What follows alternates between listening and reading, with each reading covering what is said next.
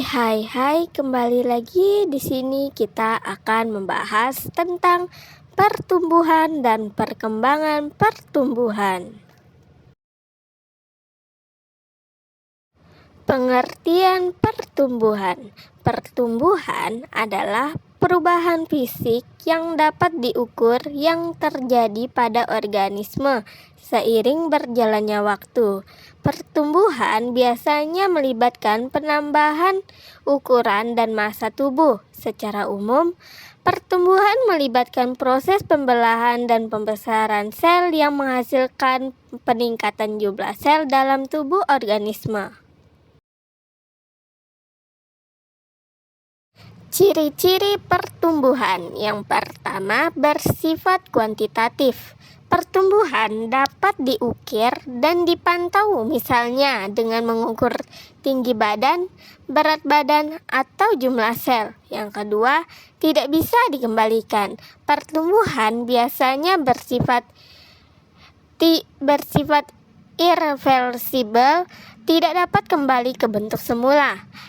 Yang ketiga, terkait dengan ukuran fisik.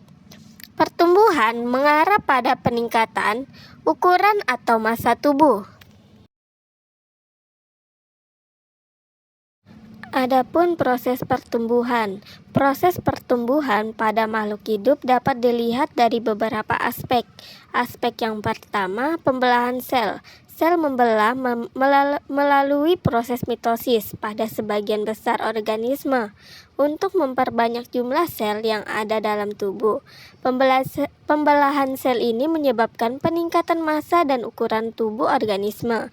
Aspek yang kedua, peningkatan ukuran sel. Selain pembelahan, sel juga bisa berkembang dengan cara membesar. Sel-sel yang membesar ini akan meningkatkan ukuran ke seluruh organisme. Yang aspek ketiga, proses pembentukan jaringan dan organ. Pada tumbuhan, misalnya sel-sel akan berkembang menjadi jaringan seperti epidermis, xilem, dan phloem yang membentuk organ seperti daun, batang, dan akar. Pengertian perkembangan.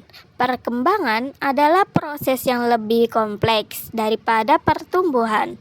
Perkembangan mencakup perubahan struktural dan fungsional dalam organisme yang mencakup proses diferensiasi sel, pembentukan tipe sel yang berbeda, morfogenesis, pembentukan struktur tubuh, serta perubahan dalam fungsi-fungsi biologis organisme tersebut.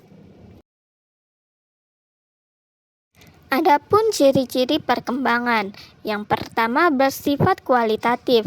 Perkembangan mengarah pada perubahan kualitas dan fungsi sel dan jaringan, bukan hanya peningkatan ukuran atau massa. Yang ciri kedua, melibatkan perubahan kompleks. Selama perkembangan organisme akan mengalami perubahan bentuk dan fungsi yang lebih kompleks, seperti pembentukan organ dan sistem tubuh. Yang ketiga, berhubungan dengan tahapan kehidupan. Perkembangan mengacu pada perubahan dari tahap embrionik menuju organisme dewasa dan akhirnya penuaan. Adapun proses perkembangan. Perkembangan dapat dibagi menjadi beberapa proses yang lebih rinci.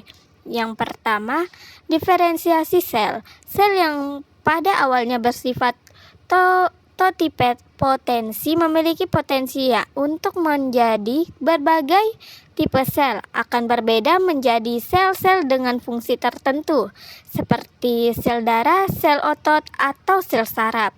Yang kedua, morfogenesis merupakan proses pembentukan tubuh dari organisme yang melibatkan pengaturan posisi dan pembentukan organ tubuh, seperti pembentukan tangan pada manusia atau daun pada tumbuhan. Yang ketiga, perubahan fungsional. Fungsi organ dan sistem tubuh juga berkembang seiring dengan perubahan dalam struktur tubuh. Contohnya pada bayi manusia, sistem pencernaan, dan pernapasan berkembang sehingga menjadi efisien saat anak tumbuh menjadi dewasa. Lalu, faktor yang mempengaruhi pertumbuhan dan perkembangan. Adapun faktor internal. Yang pertama, genetik. Kode genetik yang ada dalam DNA organisme sangat menentukan bagaimana organisme tersebut tumbuh dan berkembang. Genetika ini mengatur pola pertumbuhan dan jenis perkembangan yang terjadi dalam tubuh. Yang kedua, hormon.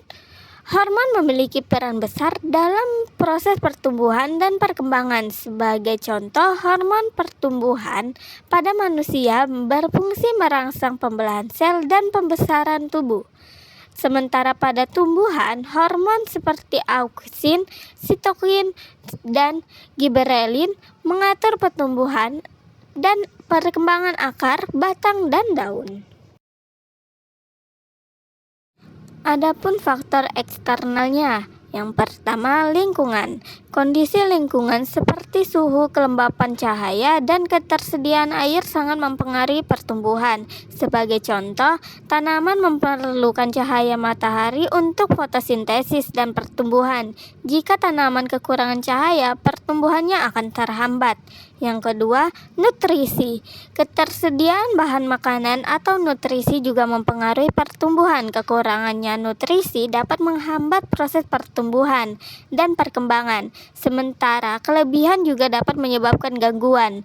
Yang ketiga, interaksi sosial. Pada beberapa organisme, interaksi sosial juga berperan dalam pertumbuhan dan perkembangan, seperti pada hewan sosial, misalnya semut atau lebah, yang memiliki struktur sosial yang mempengaruhi peran individu dalam kelompok. Adapun perbedaan pertumbuhan dan perkembangan. Untuk pertumbuhan, yang pertama merupakan proses kuantitatif atau ukuran bertambah. Yang kedua berkaitan dengan penambahan ukuran tubuh atau massa. Yang ketiga tidak dapat dikembalikan. Yang keempat berlangsung pada hampir semua organisme. Nah, untuk yang perkembangan yang pertama merupakan proses kualitatif atau perubahan struktur dan fungsi. Yang kedua berkaitan dengan perubahan yang lebih kompleks seperti diferensiasi sel. Yang ketiga dapat melibatkan perubahan yang bersifat reversibel atau dapat kembali ke kondisi sebelumnya. Yang keempat, proses perkembangan biasanya terjadi pada organisme yang lebih kompleks. Proses perkembangan biasanya terjadi pada organisme yang lebih kompleks. Dari pembahasan kita tadi dapat disimpulkan bahwa pertumbuhan dan perkembangan adalah dua proses yang sangat penting dan terjadi secara bersamaan dalam kehidupan makhluk hidup. Pertumbuhan mengacu pada peningkatan ukuran tubuh yang bersifat kuantitatif, sedangkan perkembangan mencakup perubahan kualitatif dalam struktur dan fungsi organisme. Keduanya dipengaruhi oleh faktor internal atau genetik dan hormon, serta faktor eksternal lingkungan dan nutrisi. Kedua proses ini saling mendukung untuk memastikan kelangsungan hidup dan reproduksi organismenya. Nah, itulah tadi pembahasan kita kali ini yang berjudul tentang pertumbuhan dan perkembangan pertumbuhan.